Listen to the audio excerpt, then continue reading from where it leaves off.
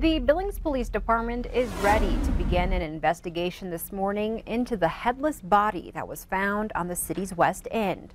The male body was found wrapped in a carpet and decapitated Wednesday evening around 5 o'clock. Police were called to the area of South 32nd Street West and Gable Road, where the body was discovered just north of the Trans-Tech Center.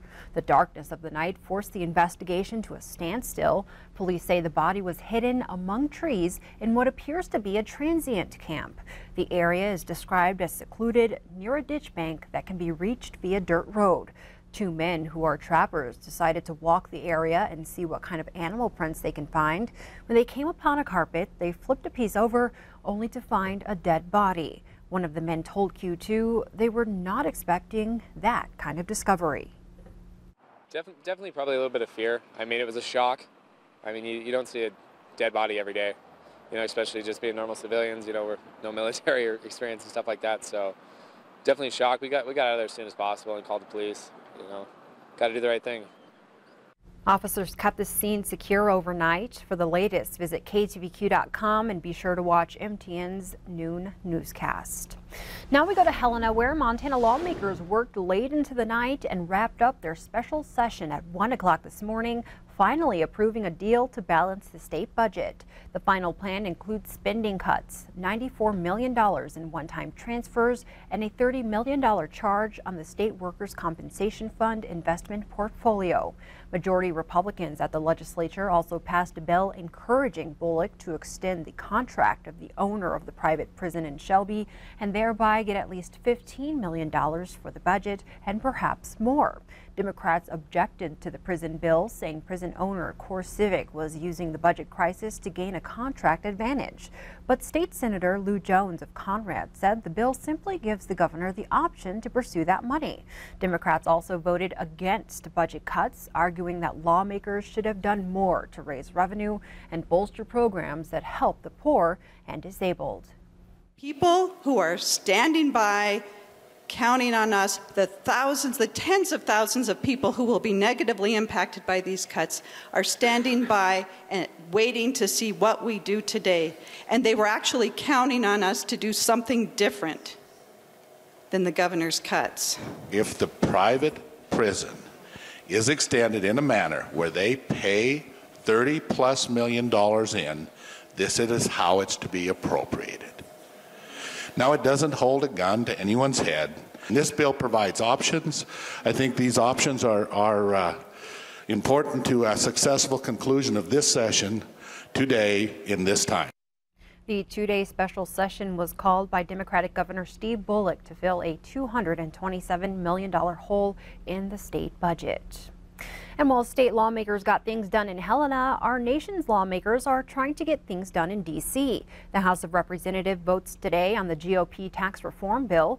It's a measure that's expected to pass. And while House Democrats insist this is a plan to make the wealthy wealthier, it does not include the controversial addition Republicans in the Senate just added to their proposal.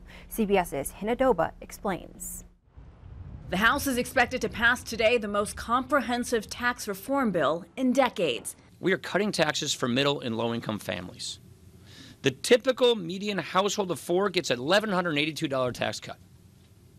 That's big relief for people who really feel like they are one bad news away from a disaster. Unlike the Senate Republicans' proposal, which brings health care in by aiming to eliminate the Obamacare individual mandate, the House bill doesn't touch that.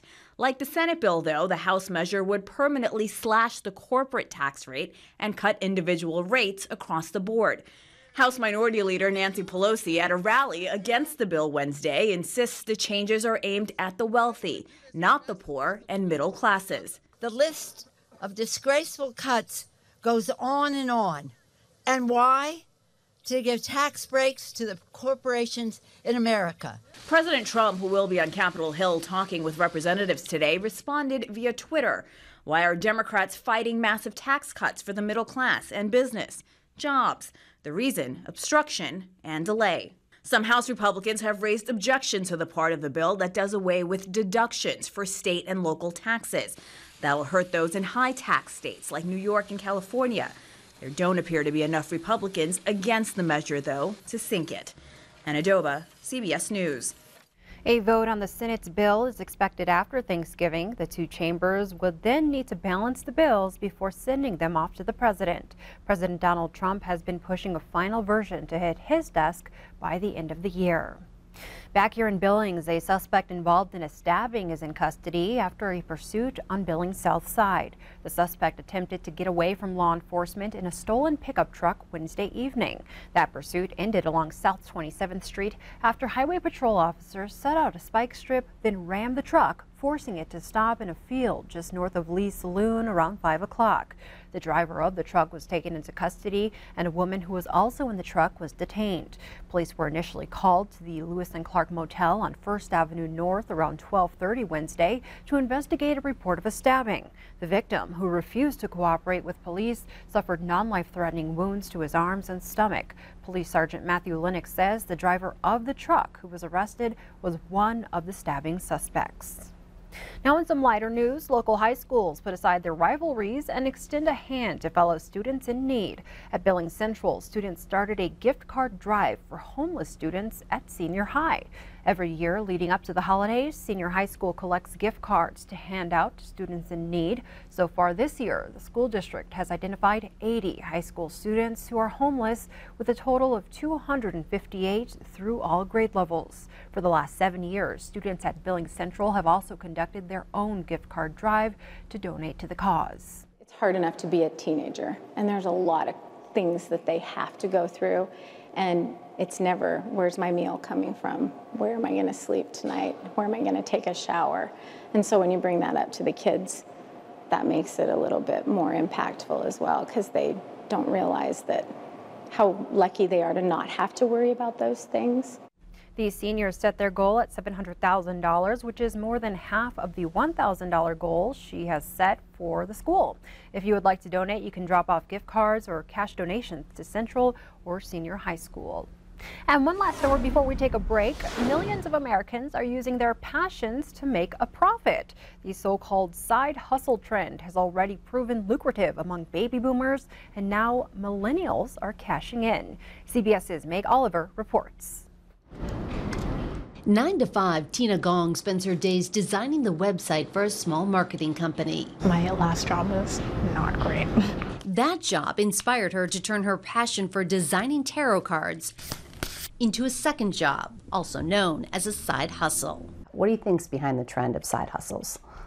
I think it's a mix of things. I think it is a desire for more individual freedom. A recent report found more than 44 million Americans have a so-called side hustle. It's a way they can earn extra cash on the side. Chris Gillibo is the author of Side Hustle, From Idea to Income in 27 Days. It's something that you can point to and say, okay, I've got my paycheck from my employer, and that's fine. Maybe I love my job, but I'm also building something for myself as well. Younger baby boomers age 53 to 62 earn the most from side hustling, pulling in at least $1,000 a month. But 32-year-old Jennifer Lee claims her side job, organizing trips for young professionals, is equally lucrative. I say that I can cover all my rent. An event planner by trade, Lee says there's an added benefit. I get to travel for free, which is the biggest perk. Building a community of people that I admire and love, that's just an intrinsic value that I go for. Tina spends about 3 hours every night crafting intricate designs on her tarot cards, then sells them online starting around $45. This card will be your past. Now Tina is all about living in the present, happy with her day job and her side hustle. Meg Oliver, CBS News, New York. And if you're interested in getting a side hustle going, it's recommended that you take a look at the skills you already have and generate ideas without spending a lot of money. That money would, of course, need to be reported to the IRS.